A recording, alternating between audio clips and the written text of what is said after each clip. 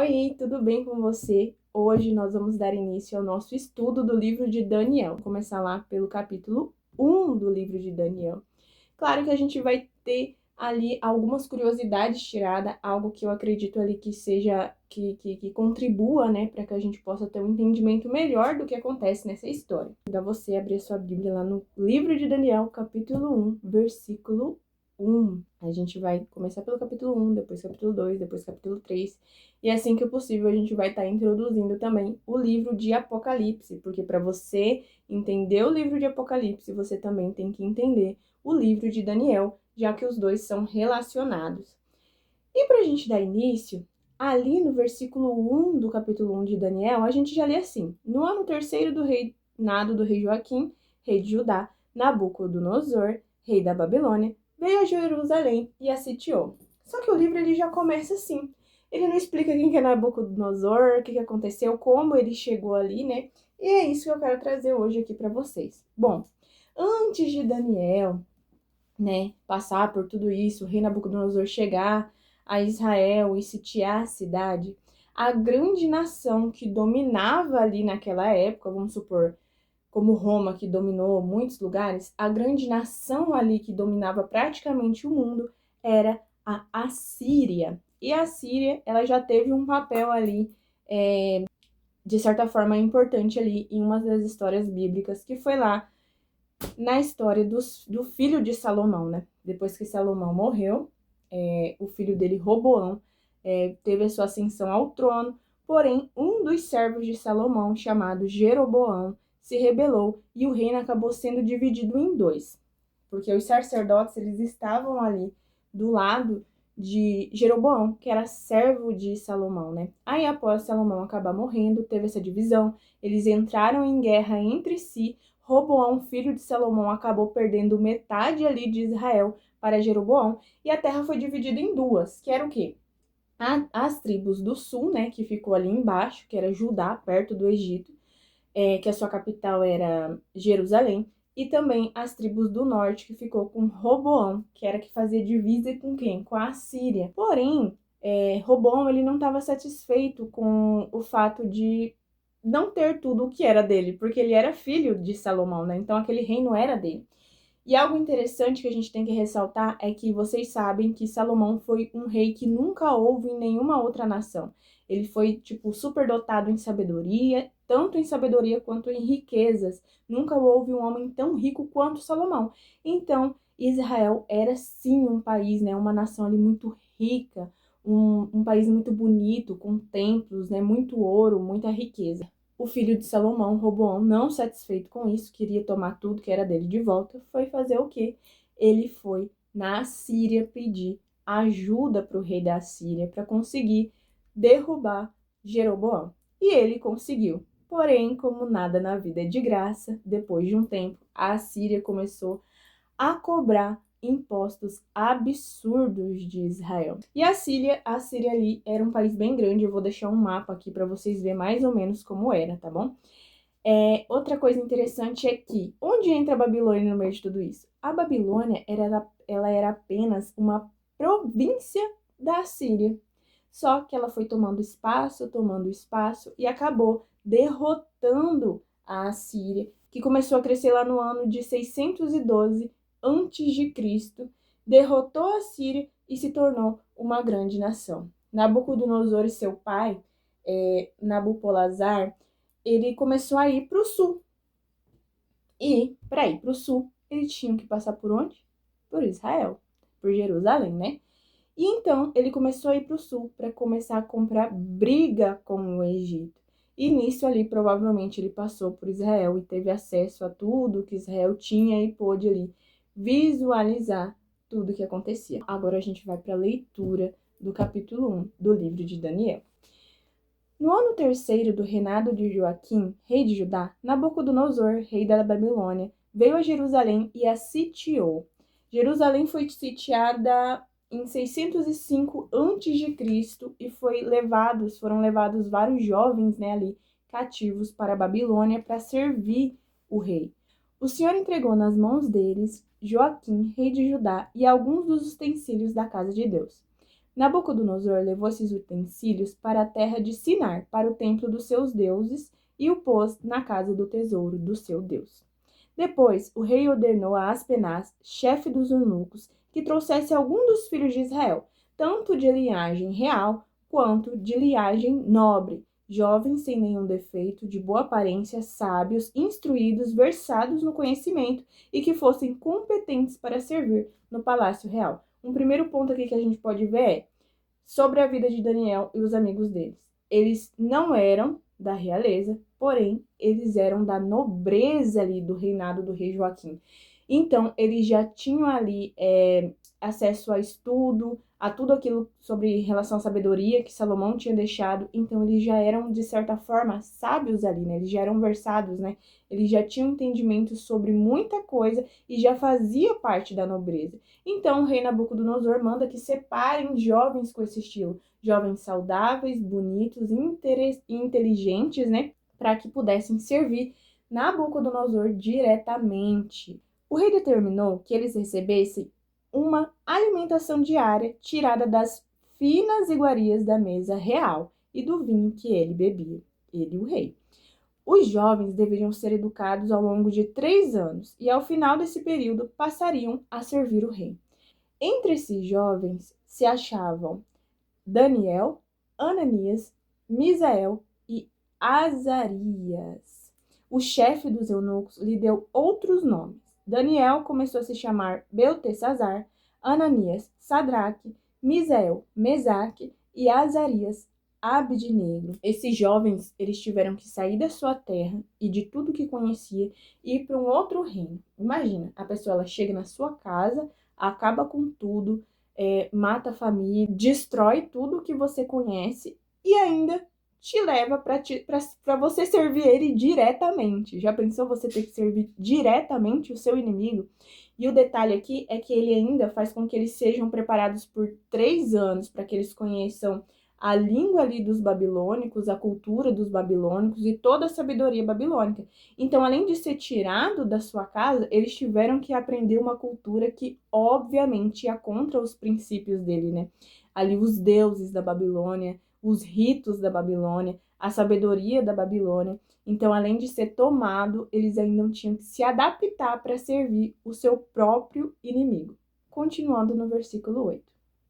Daniel, ele resolveu não se contaminar com as finas iguarias do rei, nem com o vinho que ele bebia. Por isso, pediu ao chefe dos eunucos que lhe permitisse não se contaminar. Aí vem uma curiosidade interessante aqui nesse capítulo. Você pensa, como assim Daniel disse para o chefe dos eunucos que não queria se contaminar? Se contaminar com o quê? Se era uma comida que era servida na mesa do rei. Imagina o cuidado. Provavelmente tinham pessoas que provavam aquela comida antes de qualquer nobre, antes de principalmente o rei poder comer daquela comida ou tomar daquele vinho. Então, como assim aquela comida estava contaminada? E no capítulo 11 do livro de Levíticos, lá Deus separa para o povo hebreu ali, depois de ter saído do Egito com Moisés, os alimentos que eram puros e impuros. Então não é que a comida do rei era envenenada, sim, com certeza era uma coisa maravilhosa, como a Bíblia mesmo fala, finas iguarias da mesa do rei. O vinho provavelmente era o melhor vinho do mundo, nem se encontra um vinho de tal qualidade hoje em dia. Então assusta quando o Daniel falou assim, eu não quero me contaminar. Eu acho que o coitado do eunuco deve ter ficado tipo assim, ué, como assim? Se contaminar? Com a melhor comida que eu posso te dar, o melhor que o rei pode oferecer, e se de fato está se contaminando? Essa é a questão. Daniel ele foi ensinado ali com os princípios cristãos dele e naquele momento ele decidiu não ir contra tudo aquilo. E, gente, imagina, você é arrancado da sua casa, você é levado cativo, você chega num reino onde o rei é conhecido por ser um rei completamente tirano. Eu acho legal que a gente vai ver nesse livro que Nabucodonosor tem a mania de falar, não sei se nessa tradução, mas ele fala muito sobre esmiuçar. Eu vou te esmiuçar. Então, ele gostava de despedaçar as pessoas. Ele era muito ruim, muito mal. E Daniel chega ali de primeiro e fala assim, não vou me contaminar com essa comida. E agora? E eu provavelmente aqui falo que Daniel decidiu não se contaminar, não fala sobre os outros amigos dele. Eu acredito que se Daniel não tivesse falado nada, os amigos dele iam ter ficado assim, quieto e acabado, se alimentando ali.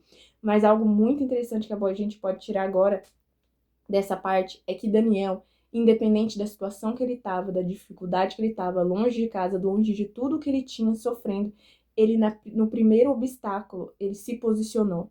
Ele defendeu aquilo que ele acreditava e ele não foi contra os princípios que Deus tinha dado a ele. E isso é algo para a gente se levar para a nossa vida nos dias de hoje. Vamos continuar aqui no versículo 9. E Deus concedeu a Daniel misericórdia e compreensão da parte do chefe dos eunucos. Porém, o chefe dos eunucos disse a Daniel: Tenho medo do meu senhor, o rei, que determinou o que vocês devem comer e beber. Então Nabucodonosor mandou, ele determinou, era aquilo que era para comer durante todo aquele tempo. E se ele perceber que o rosto de vocês está mais abatido do que o rosto dos outros jovens da mesma idade, se isso vier a acontecer, vocês poriam a minha cabeça em perigo diante do rei. Então, ele morreria. Então, Daniel foi falar com o cozinheiro-chefe. Gente, Daniel também.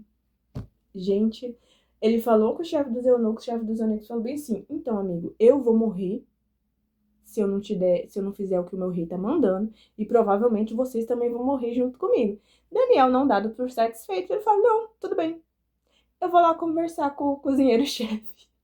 É muita coragem. A bênção de Daniel é que ele confiou no Senhor, e como a gente viu ali no versículo 9, Deus concedeu a Daniel misericórdia e compreensão. Está vendo como é bom a gente defender os nossos princípios, que Deus sempre vai estar do nosso lado? Os nossos princípios que são de acordo com a lei de Deus, né? Claro. Então Daniel foi falar com o cozinheiro-chefe, a quem o chefe dos eunucos havia encarregado de cuidar de Daniel, Ananias, Misael e Azarias. Daniel disse a ele: Por favor, faça uma experiência com estes seus servos durante 10 dias. Dê-nos legumes para comer e água para beber. Depois, compare a nossa aparência com as dos jovens que comem das finas iguarias do rei. Dependendo do que enxergar, o Senhor decidirá o que fazer com estes seus servos. Então, Daniel aqui ele já sabia quem era Nabucodonosor, ali pelo que ele via, né, em relação ao que o chefe dos eunucos falava, e ele ainda assim decidiu continuar firme na sua decisão. Depois você decide o que faz com a gente, você dando o alimento pra gente ou não, a gente não vai se contaminar. Então tá nas suas mãos. E Deus concedeu ali, como a gente viu, misericórdia. Só que foi um ato de muita coragem. Eu não sei se eu teria essa coragem.